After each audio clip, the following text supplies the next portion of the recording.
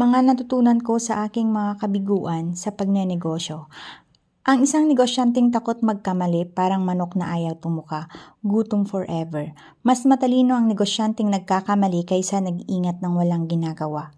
Ang kabiguan parang guro. Marami kang matutunan kung makikinig ka. Kapag nalugi ka, huwag magmukmok. Magtinda ka ulit ng pansit canton.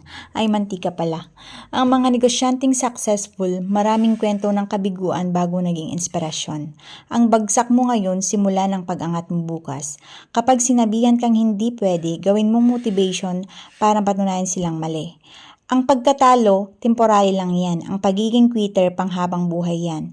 Kapag nadapa ka, maghilod muna. Pagkatapos, tayo na't magbalot ng mantika. Ang negosyong walang risk, parang adobong walang suka. Hindi masarap. Kaya, learn from our mistakes. Diba?